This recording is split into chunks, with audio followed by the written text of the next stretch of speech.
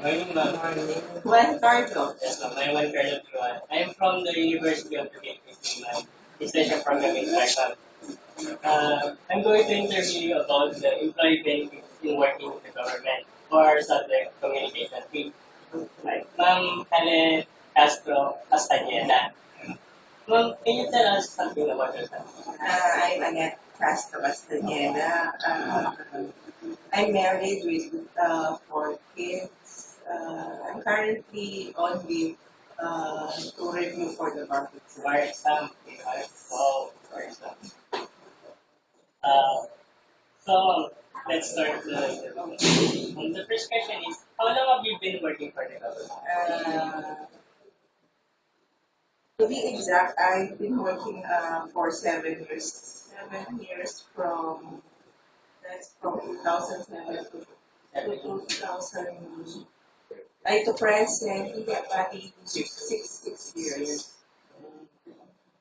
What position throughout the years have you worked? From July 2007, I've been a casual employee, worked as an administrative staff of Mayor Digos, Anunciacion, the previous mayor, and then I became a regular employee on September 2008. What position? Administrative assistant. What does an administrative assistant? Basically, it's a clerical job. We receive people, we do correspondence, write letters, and entertain visitors for mayor. Um, the next question is, what are the salary rates in municipality? The salary grade. Here in Bamban, we start at salary grade 3 to grade 27. So those who get salary grade 3 are the administrative grade 3. Grade 3, yes. The equivalent amount of salary grade 3 is 9,478. From grade 3 to grade 27, the mayor gets salary grade 27, which is 53,207 per month. If you don't mind, what is your salary? Salary grade 11. 11. 11? Are you satisfied with your salary? Yes, of course. Pero it will be better if it will be higher. Pero we have salary increase every year. Every 3 years. Salary. What is that? That's step increment. Step increment. For permanent employees, they get a step increment every 3 years. How much is that step increment? It depends on the salary, pero yung percentage ay the civil service tamo, the budget, national budget, the national budget releases basis for that, for the step increment. So it depends on the salary of the Are there any salary compensation that government employee receive itself aside from the your salary? salary. So we have the salary for the administrative aid 3, they get 9,478 a month. They also receive PERAA. What is PRA? What is PERAA? First,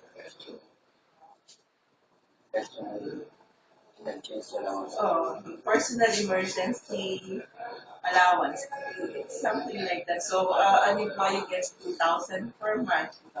Aside from that, the department heads receive RATA. RATA,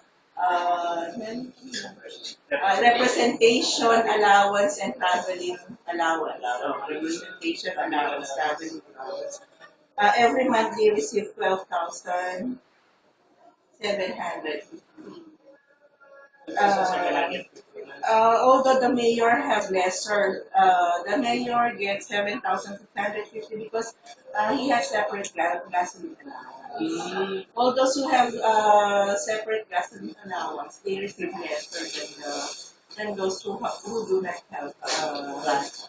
Does the counselor, like mayor, do they also have that? Do they have rata? Uh, But much lower than the employees. uh, Counselor receive the same. Aside from that, naman, We also receive 13-month pay. That's the bonus. It's computed by getting your 12-month uh, 12-month salary divided by 12. Divided by 12, bali 1 month salary. For every 12 months, you will receive 1 month one salary. month salary. If you work for 6 months only, para kalahati. Pro rata. Or that's half of the The salary. salary. And also cash gift of 5,000. Yearly, ma'am. Yes.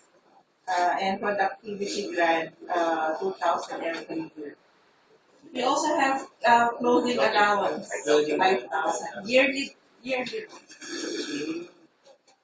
So, ma'am, you said yearly, does it accumulate yearly or is it fixed Uh, size? as the cash gift. Yes. Yearly, we receive 5,000. Usually, they give it during bonus period. We, the bonus is divided into two, June and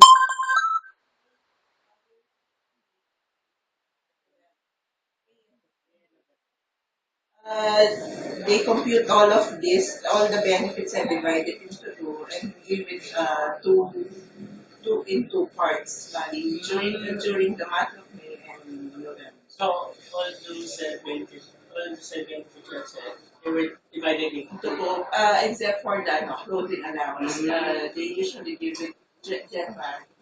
in full, ma'am. Another question, ma'am, is does the employee pay for the health insurance?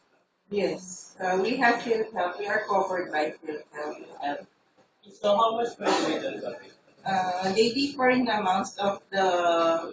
It depends on the contribution, on the salary. The contribution depends on the salary of the employee.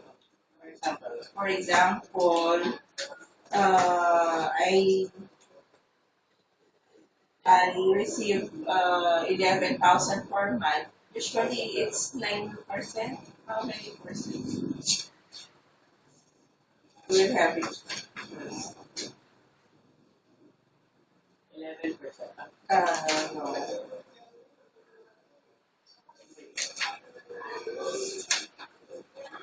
150. You said, ma'am, 150 pesos. Ay, 150 pesos per month for the Per month. PhilHealth ano, PhilHealth 150 constant pare-pareho no it depends pala Depends on the salary. it's maybe they have bracket also for the depending on the salary you receive so they put brackets they divide it according to your salary so since I receive 11,000 per month, it's around 10%. If I, if it's on the record that I pay 150 a month, it's around that Ma'am, do 10%. they set aside that coverage every month or only one? Every month, they remove it, they deduct it from your salary every month. Every month? 100. Ma'am, for example, you didn't use that together. Can you get the money? No, it stays with the PhilHealth. Oh, That's the difference between PhilHealth and GSIS. GSI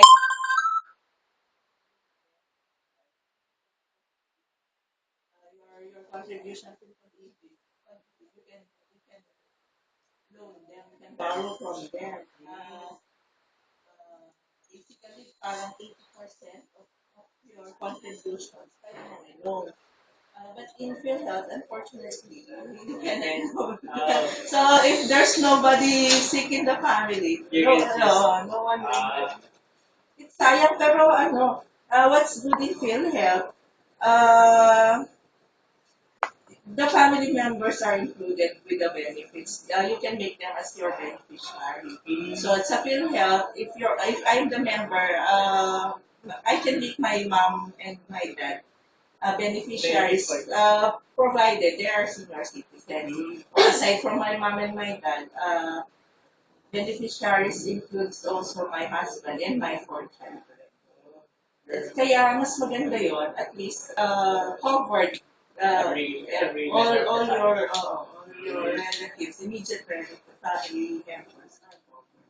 So, pero hindi, not all expenses, parang minimal din lang yung coverage. not every expense. Oo, not all of your hospital bills are covered by 40% of your bill. Another question, are there education and training benefits? Yes, the government provides training benefits in education. For training benefits, usually the civil service or any other government agency, national agency, uh, send messages, invitations for trainings. The local government pay for it. So they give you allowance and pay for the registration.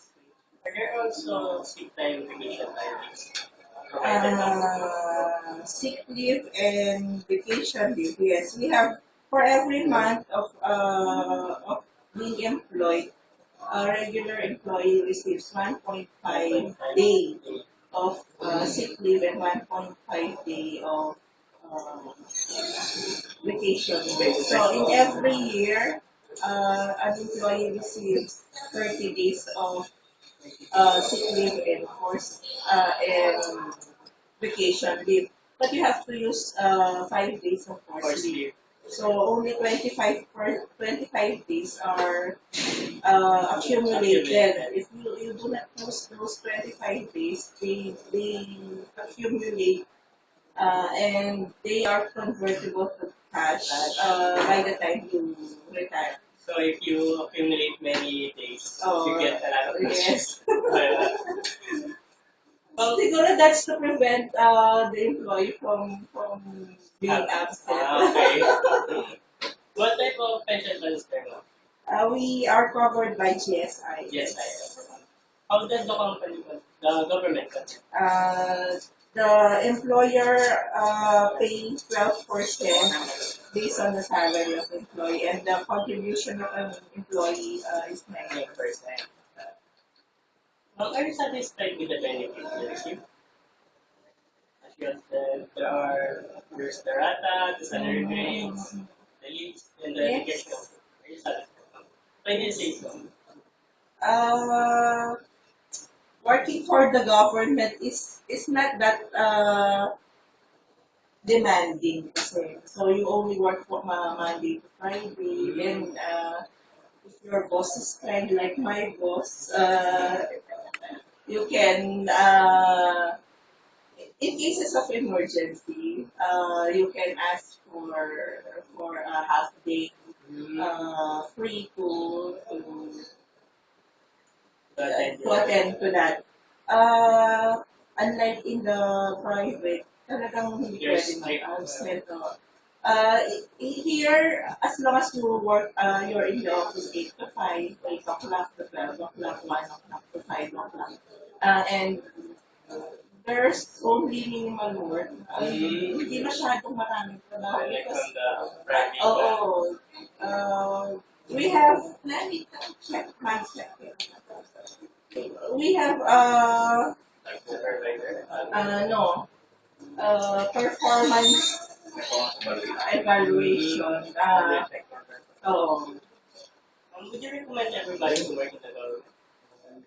sana if the government can accommodate them, everybody can accommodate. Because we have here a security of tenure. Unlike in private companies, private employment when the corporation gets bankrupt. Mawawalan ng trabaho. Yes. But here, the government never gets bankrupt. So, yes, as long as you don't do prohibited acts and you do your job well. Ma'am, gusto, Ay, nako. thank you ma'am, Annette. Cash na kasi Thank yan. you, thank you, thank you.